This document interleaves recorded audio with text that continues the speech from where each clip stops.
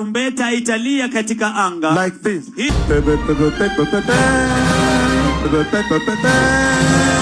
That is how the trumpet will sound.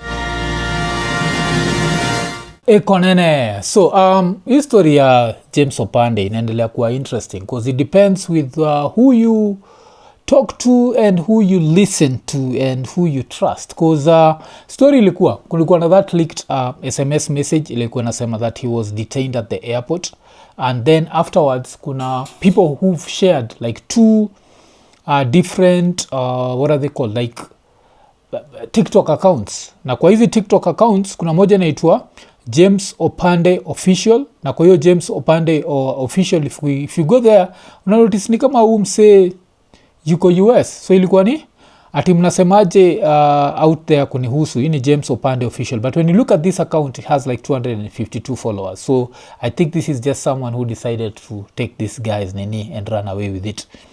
But then apart from he kulikuwa na there's another like James Opande account, and the other James Opande account kulikuwa na moja, I think hizi vitu zina come up, there are so many of them that you don't know. Kuna Opande James, hiyo Opande James iko na 3716, hiyo Opande chuor nyataita. So kuna hiyo, alafu I think kuna ingine tena inaitwa James Opande, and that also like is another account, and it shows like this guy ni kama alibakia ameishia majuu. But hiyo saizi natry kuitafuta sioni, ilikuwa na like how many was it, this one Opande James? Yes, kuna hii 20,000. I think maybe it's this one, the 20,000 one. And yeah, ilikuwa na kitu kama Mosiria, wacha kunipiga vita, ni kama ndugu yako, mimi ni kama ndugu yako. Yes, so kuna hii. So do I know where this guy is? Is he in Kenya? Is he asharudi kula merudi? Sijui, but what I know is history yake inaendelea kuspark debate, and ina spark debate because of like the various crimes that he committed and what should have been the punishment for that. But one of the most interesting stories imeona kwa history yote ni what Danstan Omari was saying, because Danstan Omari alikuwa anasema that history kifuatiliwa kuna vile udem anaweza toka akiwa 50 million shillings richer. Like damn, 50 million 50 million. So wacha tusikize like what Danstan Omari alikuwa anasema, especially kikam to the different crimes that were committed and what needs to be Nini. So umse, I don't think he was arraigned in court today, so most probably alienda US and he'd been detained at the airport. What happened? Or is it a different Opande that had been detained? So okay, wacha tusikie kile Danstan alisema. If Marion goes to the Constitutional Court for violations, I'm definite she'll be paid more than 50 million shillings for that violation of the Constitution. So first things first, why are we assuming that Opande has 50 million shillings? Is it because yuko US, so tuna assume that somehow he has 50 million shillings? Is that the reason? Then another story would be, if this 50 million shillings is the price that's paid for nudes kuwa leaked, what does that say of, for example, kuna CS fulani yule nudes zake zilikuwa leaked up, should he also sue for 50 million ama go CS? Like how does this work? So I understand easy figures on paper, and I feel like some of these figures are just going to put too much pressure on Marion and make her think that, you know what, this is an easy meal ticket, and there's nothing like an easy meal ticket. So but tuendelee. Number 2, what other offenses were created from that issue? We start from number 1. She was called to come for date. She was sent fare to use for Uber. Can Opande sue? Yes, Opande can sue her for fare. Courts have pronounced that if you are sent fare for a particular purpose which you don't do, that forms a civil debt. damn, okay, you can sue for fair. Why would you sue for fair, man? Like, damn, okay, I don't know, man. I always say we're in this game to learn, but why would you sue for fair? Okay, and how much is this fair? Is it 1,000 shillings? And if I'm suing, I think you file a lawsuit, I go free. So, am I fair? Is it a plane ticket outside the country? Because even within the country, if it's a plane ticket, that's like 10,000 shillings. If you're suing, okay, but it's interesting. That's why I say, like, the law is very interesting on paper. Some of these things, according to me, are not practical, but what do I know? So Opande can sue and probably get 150 shillings or 200 shillings that she paid for fair. He paid for fair. So, Mesikia, Opande anaweza sue apatiwe 150 bob ama 200 bob. And how much will he have spent to go to Tao to sue? This case wouldn't be settled in one day. So, so very good on paper, not practical. Free. She drank under the authority of Opande. Can Opande sue for recovery of the amount he spent for buying her food? The law does not make that an offense, neither does it make it a civil debt. So he cannot get anything if he sues that he bought her food and he bought her a drink. Why? These are defined as gratuitous gifts. Gifts to a lady cannot be recovered. So that one he does not get. Okay, so you want to sue for drinks. So I think he part to Danstan Omari, since he's a former lecturer, he was using this just as a lesson to us. Because I think some of the things that he's talking about, they're like, this is not practical in any way. This makes no sense. At least the 50 million one sparked my interest. I was like, damn, yani, at this rate nafaa kuwa naambia mtu, si tufanye ngono alafu ulik nudes mwangu alafu nipate 50 million. Siko na 50 million, haijalishi, wacha tu sinajua maybe serikali itaingilia itoe pale kwa hustler fund itupatie 50 million. Tufanye ngono, tulik nudes. Okay, but tuendele. The fourth issue is that he came and allegedly gave her a white substance. If that white substance, the DCI, will take forensics of the lady, check the blood samples of the lady, if it was a stupefying ingredient to make her lose her ability to control her faculties so that she cannot be alert on what is right or what is wrong, what normally called mchele. If it is true that Opande gave her a white substance that made her lose her ability to behave morally, Opande will have committed an offense. You think that's very clear, unajua. Anything that can make someone not make the right decisions takes away the issue ya consent. That's why even like nishakaga hapa nikiambia maboy that those days when mtu alikuwa anafikiria it's okay kupeleka dem kwa club alafu mkunywe and you make sure amekunywa more than wewe ndio mwende home na yeye, those days are gone, man. And kitu moja ile naweza sema that the best thing about sobriety, and sikujudge how you don't get sober, but one of the best things about sobriety is it makes you at least want to handle people or be around people when they are sober. There's another thing, because when kitu watu wajuage is like when you're drunk, when you're hanging out with sisi wale tuko sober, we find you to be very annoying. I don't know what. Kuna kwa na hiyo element ya I just so nataka mtu akuwe sober. But yes, if that's what Opande did, like Opande took advantage of mtu ule faculties zake hazikuwa sawa, then it makes sense that yes, akuwe charged with that. But you see, this is all hypothetical, because from zile videos to watch, we did not see that. So this is all hypothesis. This is all like the girl said after. unajua history yote ibaki blow up kwa internet, so hatujui if this happened or not, but if it happened then it's a crime. And it's not just even about adding substances. I think we need to go as far as kuonyesha watu that if someone is not in the right mindset, like they're overdrunk, they cannot consent, najua they can't give consent. So this is very important, especially kona ni watch na we ni boy, cause maboy sisi ndo tunakuwa na ujinga and wanna try to take advantage. Don't do that. The only time a dem washai take advantage through kufanya mtu akuwe drunk kabisa kwa Bible. Very interesting book called applying a substance for the purpose of stupefying somebody under the Sexual Offences Act.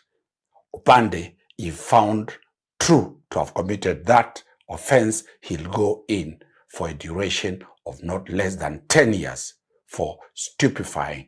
And this is a warning to anybody who wants to spike a drink of a partner or a drink of anybody. It's a serious offense under the Sexual Offences Act. So yeah, I think your part, I think we can all agree with. So we'll see, man. Will this girl go for the 50 million shillings? Because does she believe that Opande akiweza masai za US, Opande akiweza pande za US, yuko na 50 million shillings? Does she believe that? Does she want this whole thing to continue? Anaweza prove hizi stories are white substance, and kanaweza prove hizi stories are white substance. What does that say about the friends who are hanging around Opande? Poleni jo, kama mko hapa Kenya, but poleni. But if you let beste yenyu a spike drink, then hapo itakuwa ni shida, unajua. So you have to also know that if you are around someone, but I'll keep saying that anyone who's watched that video will notice one guy. There was one guy in a blue t-shirt and he was very uncomfortable. He was not happy to be there. Like you could see from his body language.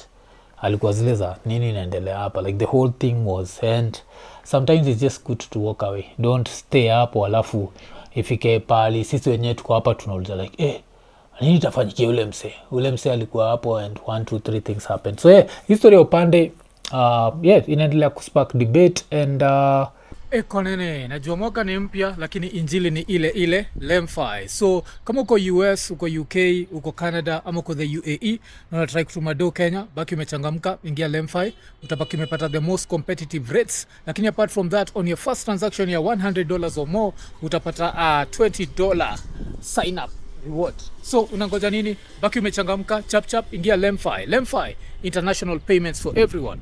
Ekonene. Yeah, pia maybe nichukue hiyo opportunity kusema ile story nilibonga juu ya Babu kugo against Mosiria. It seems that ishaikuwaga disputed ama dismissed as all innuendos. So of course I had nothing against Mosiria. Kwa sema tu ile if kama allegations kama hizo zishaikuwa kutumika against wewe, then we mwenyewe ufai kuwa very quick to kujudge wase wengine vile alikuwa na judge hiyo story. And I feel like pia Mosiria on the other side, I feel ni kama anaweza fanya kitu fulani, unacheki, anaweza do something that's different from all these stories anafanyaga. According to me, the best thing for him would be to focus on Nairobi County. There's a lot of stuff happening in Nairobi County, and I just don't like it. Najua, like the fact that these buildings are not safe. Majuzi tulikuwa na Ian, na nakumbuka tukiwa na Ian tukipita karibu na ile building nikimwambia like buda jo, tumejipataje hapa? Because unajua subconsciously you find yourself somewhere like tutoke hii area.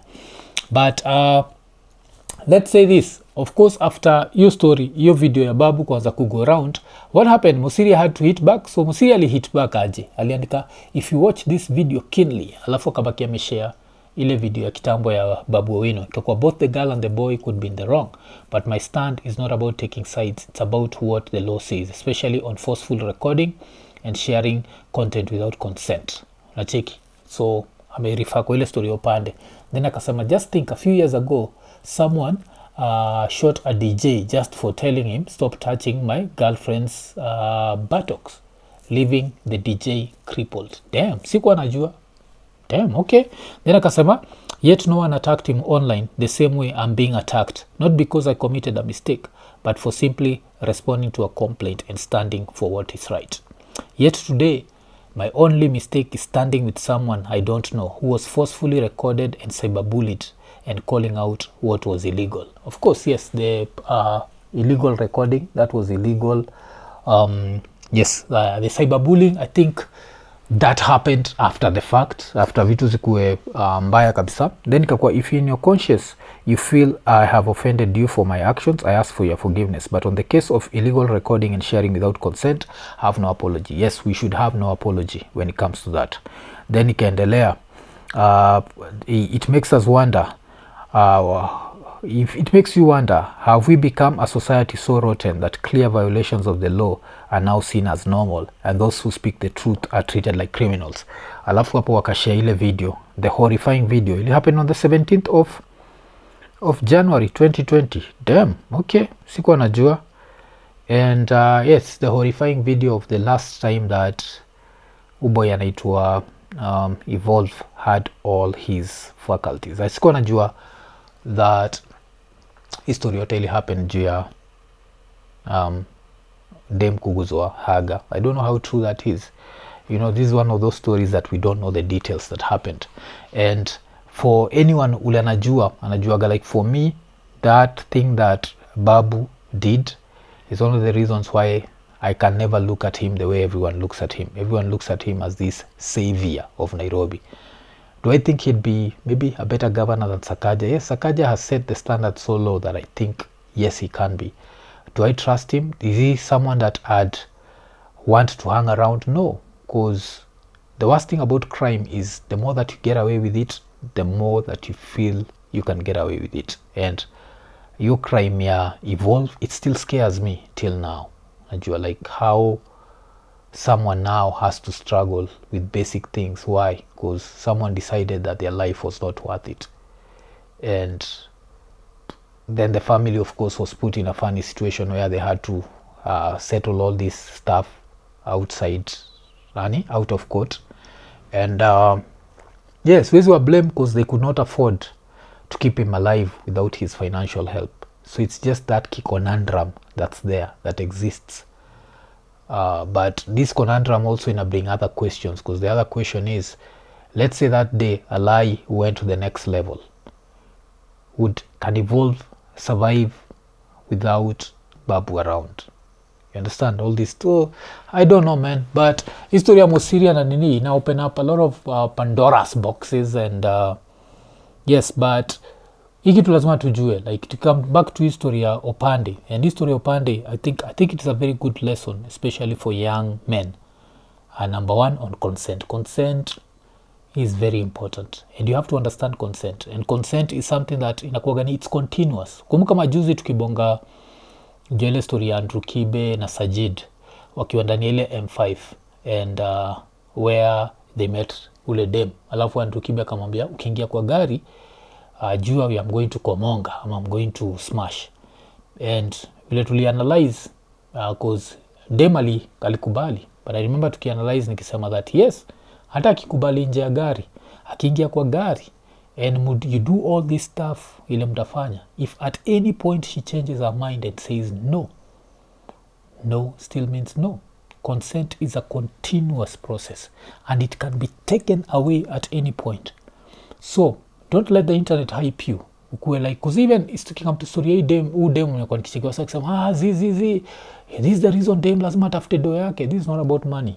Najua just because you spend your money does not give you any rights on anyone. Just because you've spent money does not give you consent. Najua this consent inakuwaga so important that even ukienda Sabina Joy they still consent. Would them under Kenyan law, under international law, anaweza change her mind at any point. So let's not take this thing lightly. Let's not usiende kwa internet alafu you get all this mob justice mentality that starts to tell you that consent is a gray area. It's not. It's either yes or no. There's no gray area. And as men, this is something that we have to learn. Why? Because this is a crime that stays with a woman forever. So this is not something to joke about. This is serious. This is life-changing. and sisi as older men we have to be the ones to tell younger men that. So if I was to ever have another conversation na Kibe juu hii story, naweza muuliza juu siku that does his audience understand that consent is continuous, that dem akisema yes right now, let's say ni 101 and then at 102 aseme no, 102 is more important than 101, that dem akisema yes kabla ingie kwa gari, alafu ingie kwa gari and notice done and M5 is just a car, afike pale mbele aseme no, then the no means no.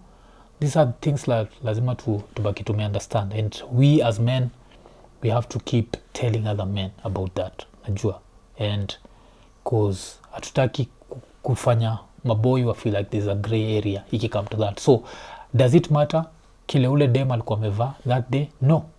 Does it matter that hakuwa na ngoza? No. Does it matter that skirt yake ilikuwa short? No. All that did not mean consent. Crime ya ule msee ni kulift nguo yake, that was crime number 1. Kulift pia in public, crime number 2. Ku record the video you see without ya kumwambia, crime number 3. Alafu of course kushare the video, crime number 4. So there's a lot of crimes that were committed, and these crimes cannot be justified by alikuwa amevaa skirt short, alikuwa na but de mwenyewe pia alifanya vitu za ajab, aligrab msee like junk yake in public, because I think malo maboy alikuwa na check, that's why one of the men was disgusted. That's also a crime hapa, because you public indecency in Kenya, it's a crime. So yeye pia alicommit crime yake. So yes, that's what naweza sema, but let's not tusidanganyane that there's a gray area. But yeah, it was interesting to go behind the scenes and learn what actually happened.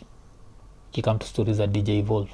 I didn't know, but as I keep saying, we learn something new every day, and that is if that's what happened. But since Mosiria na Babu anajuana more than sisi tunajua hawa wawili, we have to take their word for it. Iko nene.